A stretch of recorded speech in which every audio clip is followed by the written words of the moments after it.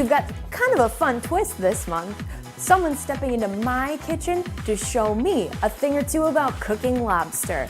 Someone from my past, maybe a former student, heading my way to show me some tips and tricks. But before he can show up, I'm gonna make him a surprise too.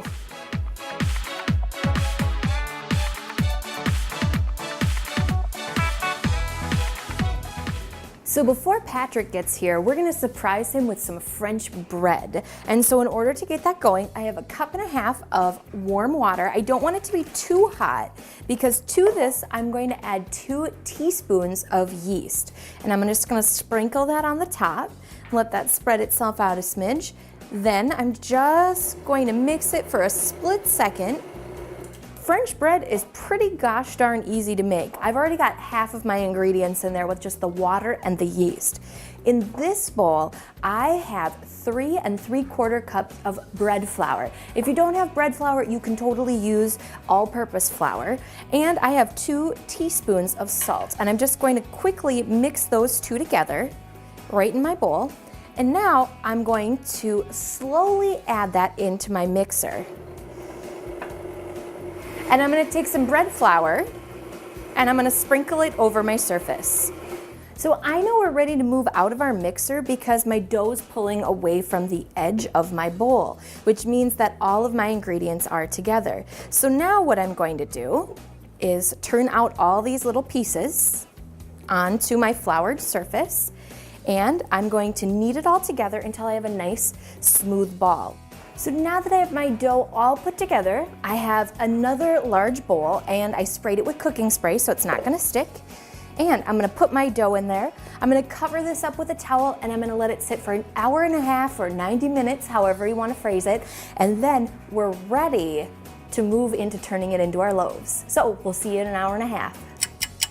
So my bread has been sitting for an hour and a half, so I am ready to take my towel off the top. And the first thing I'm gonna do is I'm gonna punch it once and it's gonna get that little puff of air and push out any of that extra.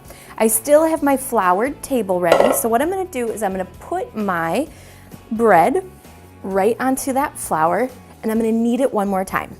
So I've got a nice ball here. Now remember, this is French bread, so we need to make it into that French loaf shape. So I'm gonna take a knife and I'm gonna cut this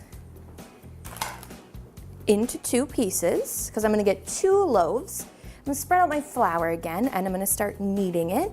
And I eventually wanna get it into that long, thin loaf shape. All right, so we've got this all rolled out and we've got this nice, long French loaf. So what I'm gonna do is I have a piece of parchment paper over here. I'm gonna transfer over our first loaf of bread, and it doesn't look super huge right now because remember, this is gonna go for a second rise. I guess you can't really remember it because I haven't told you that yet. It's gonna go for a second rise. So I'm just gonna get my other French loaf ready.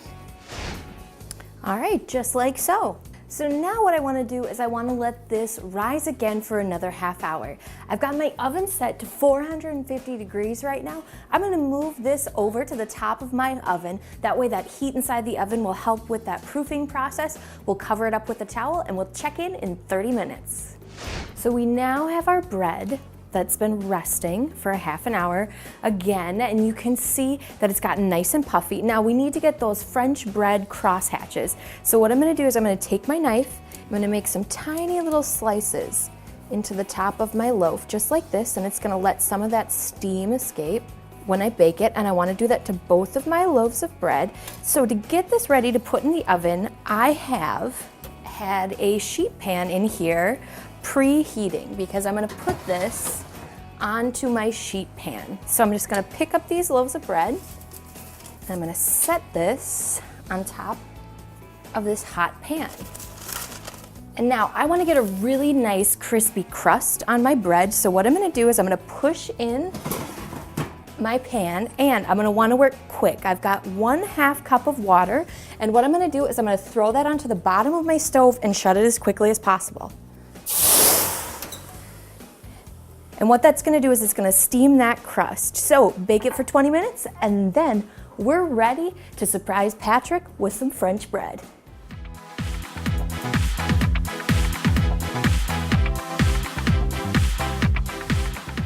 All right, so now we've got a treat because Patrick Kelly, my former student, he's gotten taller since 8th grade, is here to teach me how to make some excellent lobster. It's one of his favorite recipes. So, Patrick, now I'm guessing exciting things have happened to you since 8th grade. What are you up to now?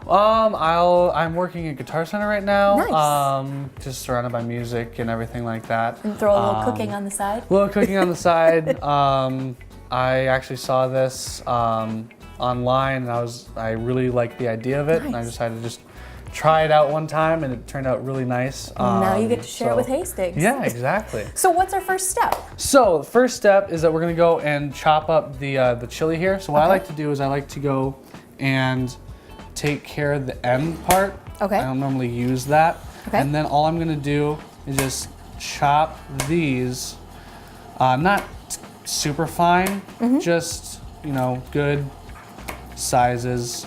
And is it one of those things where you have to worry about cleaning out seeds, or can you leave them No, out? leave the seeds. They're gonna add that heat that you want in there. Okay. So once we get these two, we can go and discard these. Alrighty.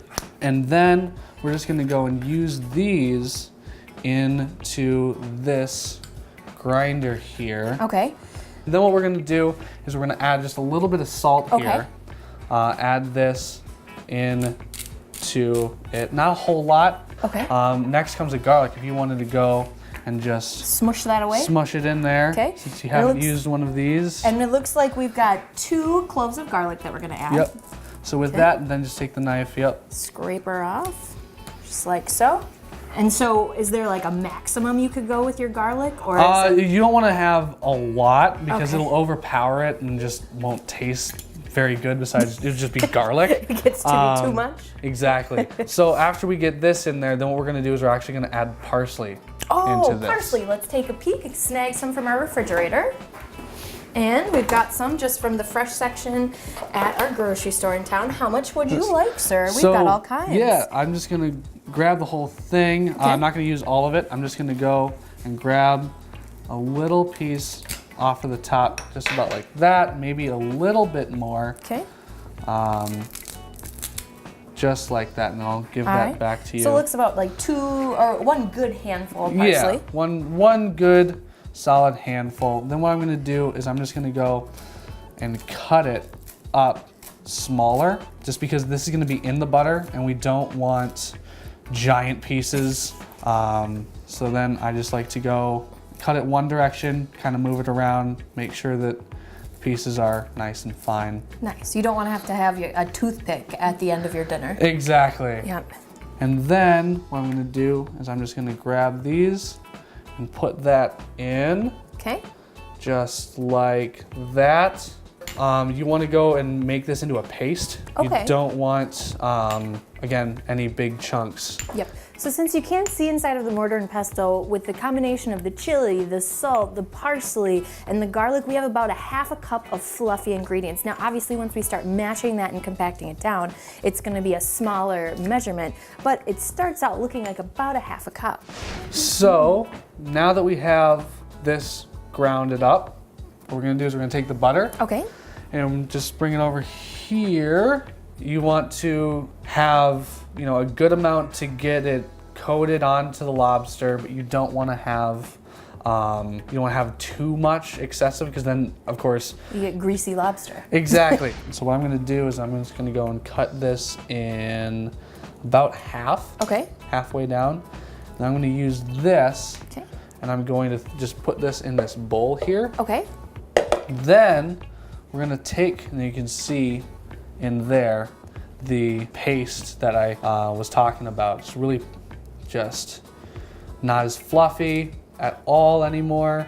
So it's kind of like you're making a chili butter almost. Exactly, yep. So we're just gonna break it up as best as we can. And this, you just wanna squeeze it together, get it all broken apart. Looks pretty good to me. Yeah, so now what we're gonna do is we're gonna get our lobster out. Okay. And then we're gonna boil it. And then we're gonna go take it out and cut it in half and then put the butter on. Nice. All right, then let's get ourselves ready to do that. So it looks like we've got some lobster laid out here. Yes. Where do you get your lobster in Hastings? Is it hard to find? Or? Not very hard to find. I got this at Hy-Vee. Okay. They also have live lobster there if you wanted really fresh. Yep. For this, we're just using the tail. Okay.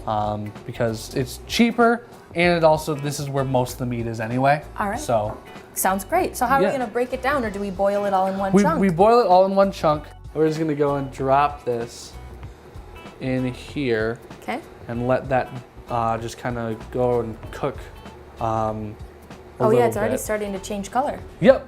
So as you can see, these are all black right now. Yep. If I turn that in, it's red. Yep. So that's just the heat and everything. You can see the shells changing color. Yeah, nice. Very slowly, not as fast as the fins are. Yep. So that's just gonna sit in there for a few minutes. You don't wanna overdo the boiling process. Okay. And if it's undercooked a little bit, that's totally fine. Okay. You can see if it's undercooked because when you crack it open, the outsides are going to be like a white, like you would see at like Red Lobster, Getting Lobster and everything like that. The inside's going to be more like a translucent-ish Gotcha. color. And so if we're not cooking it all the way now, are we eventually going to put it into a sauce then, and where it's cooking the rest of the way, or does it not matter if it's totally cooked? It doesn't matter if it's totally cooked right now. What we're going to do is when we get the butter on, we're going to put it in the fridge, let it harden up and soak into the lobster, and then what we're going to do is we're going to go and grill it. Gotcha. So there's more coming at us. There is more, yes. Gotcha. All right, so now you can see that it's gotten that orangish color that lobsters are famous for. Yep. So that is, if not fully cooked, almost all the way. And we'll see here in a second. Okay. So what we're gonna do is we're gonna put it on the cutting board. We're just gonna let it cool off a little bit just so it's a little bit easier to handle. Okay. And what we're gonna do once it kind of comes down, when the temperature comes down, is we're gonna go and open it up, flip it on its side, and then we're just gonna go and cut it straight down the middle. Okay. So we're gonna go and take the knife here, and this is the part where if you are doing this, or if you're having your kids do this, don't have them do this part, because it can be a disaster. So you just wanna hold it firmly down there. And then what we're gonna do is we're just gonna strike the back side. To get the force to go through the shell. Exactly, to get the force to go through the shell. So we're just gonna go and cut it straight down the middle, just like that. I like to slide down, push it along that tail, and then we open it up. And as you can see, it isn't cooked fully, because you can see that translucent in the middle, but that's okay. With this still being hot to the touch, the butter isn't gonna stick very well to it. It's gonna slide around. So what we're gonna do is we're just gonna grab it by hand and then pat it in where you want it? Yep, so if you wanted to go and do one, I can do the other. All right, what we can we're gonna share do, the middle. We're gonna go and take it, and then we're just gonna go and slide it back here so people can see at home. Put it in just like that. Okay. And this is the part where you can be pretty generous. Okay.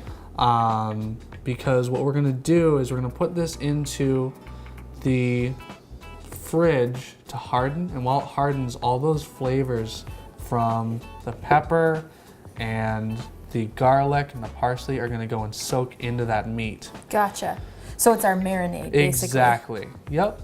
All right. So these guys are all good. We're just gonna go and get a plate and then just put them in the fridge. And how long do they go in the fridge for? You can get them in the fridge for a half hour to an hour to get them just nice and firm. The longer the better. I would say 4 hours would probably be the best. Best way to go about it. Just so you can get it time to sink down into that lobster and really bring out the flavor. So plate it up, marinate it, and be right back.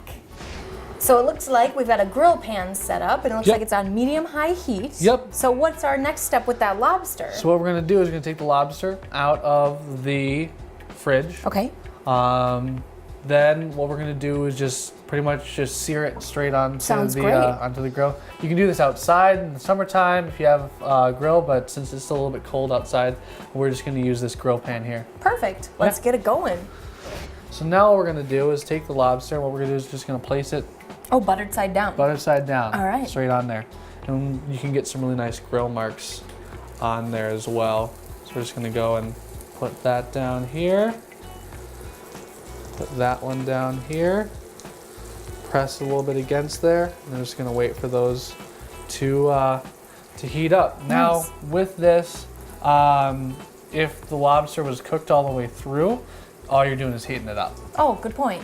But what we're gonna do is just gonna cook it a little bit longer, just to make sure that we get everything cooked and Yeah, because we had that translucent part in the center. exactly. Makes sense. Yep. And so when you do this, is it one of those things where do you put it like on a big platter with just then the lobster laid across the top? Do you plate it separately? What's your style when you do this at home? Normally, depending on how many people are having it, I normally do the pasta on separate Gotcha. plates and then just put either 1 or 2 tails on top of that. All right, sounds yummy. Yeah. So we cheated and we moved our pasta to our tray, but it looks and smells like those must be close to done. Yes, so these guys are all done. They've warmed up very nicely. You can see a little bit of burn marks and everything on Those them. are char marks. Don't discredit yourself. Char marks. Char marks.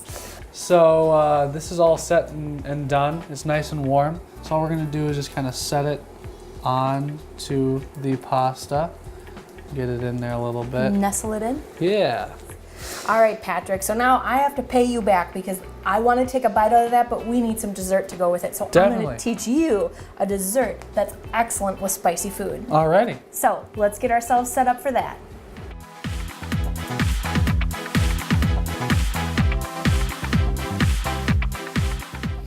So I decided we are going to tackle our desserts with some pomegranate cheesecake bites. Okay. And the reason I picked this is you told me that your lobster was going to be spicy, and this is Yep. a nice neutral dessert if your tongue is still tingling from dinner. All right. Yeah. So we're going to start by putting in 8 ounces of cream cheese. Okay. And to that, I'm going to add a 1/2 cup of sweetened condensed milk. And with this, it's really nice because not only is it a cheesecake bite recipe, it's also a no-bake cheesecake recipe. Okay. So it makes it even easier so you can invest all your time watching your lobster. So that's as beautiful as possible. So I will let you start by taking the mixer and mixing those together. So Alrighty. you've got the little slide on the bottom. You can push that to the top. So while that's coming together, I also have 1/4 teaspoon of vanilla extract to give it a little punch. And then I have 1 orange that I'm going to zest. And with zesting that orange, I want to work on taking off just that orange. Once I get into the white, that's when it becomes sour and bitter. So we want to do that. And we want to zest pretty much the entire orange and get to the point where we have 1/4 teaspoon of zest. So then I've got that pretty much taken care of. I'll just shoot that in there. And that looks pretty dang beautiful in my opinion. Yeah. And I hope you're not too stressed out because we're done. Oh, well, there we go. Easy peasy. So I'll just take my rubber scraper, we'll knock off any of that, and in these glasses, and we're done with that, Alrighty. I have 2 piping bags in here because we're each gonna take half of this. Okay. So I said this was a no-bake cheesecake recipe. So what I have is I have some pre-made tart shells, just like that, and it's Okay. that phyllo dough or phyllo dough, depending on how your household pronounces it. And so if you wanted to, you could make your own, but I took the lazy way out and I bought the pre-made ones. And so basically all we're gonna do is we're gonna pipe that into those shells. Have you ever used a piping bag before? Very seldomly. All right, that's all right. It's no big deal. Everybody gets to try something, challenge yourself, push yourself outside of that comfort zone. If you can perform live music on a stage, you can handle a piping bag. I would hope so. So then what I'm gonna do is, the reason I put them in this glass is it makes it super simple to fill. So I'm just Okay. gonna lift it up and then give it a little bit of a twist, snip off just the tip. And now can you change the sizes if you want a little bit? Most definitely. All right. So then we're just gonna take it down and I'll let you start filling those up. Alrighty. Certain size or height above, you just right to the top. Well, in my cooking brain, I know I want about 1.5 teaspoons, but let's just Okay. go with about full. Does Okay. that sound good for you? Yeah. How you keep track of things? So we're just gonna fill these up and pipe them up. And so we have to start with a vanilla orange filling and in our cheesecake. You can smell the orange. It's a delicious finisher after your delicious lobster. Yeah. So we've got orange, vanilla, and cream cheese, but now we need to make it pomegranate. And Okay. it's ridiculously simple because you just want to put 3 or 4 little pomegranates on the top. Ah, Easy, easy, easy, isn't it? yeah. This feels like nothing after your lobster. No. Because usually I feel like when you get to the end of preparing your dinner, you don't want to spend a ton of time on the dessert. Exactly. So this is a nice, quick, and easy way to do it. So I believe, Patrick, when's the next time people are going to see you around Hastings? Our band, we're going to be in the Hootenanny here in Hastings. So do you know the date of the actual Hootenanny then? Yeah, so it's going to be April 28th Nice. downtown. I think it's from around 6 till, I think it's 1 or 2 o'clock in the morning. Oh wow, so definitely pay attention, Hastings, because that's a really fun event to be a part of. Yeah. So our dessert's made. I have a surprise that I made before you showed up. Okay. And we have that delicious lobster. So let's take a look at what this whole meal looks like.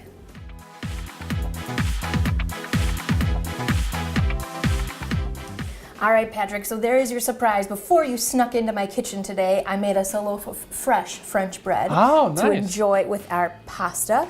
And so we've got your spicy buttered lobster, and we have those pomegranate cheesecake bites. This looks delicious. It does. And don't forget, Hastings, you can see Patrick at the Hootenanny or anytime his band performs around Hastings. And Patrick, what's the name of that band one more time? Voltage. Awesome, and don't forget to check them out at Guitar Center if you need help finding your musical needs. So remember, the apron's optional. But the flavor isn't.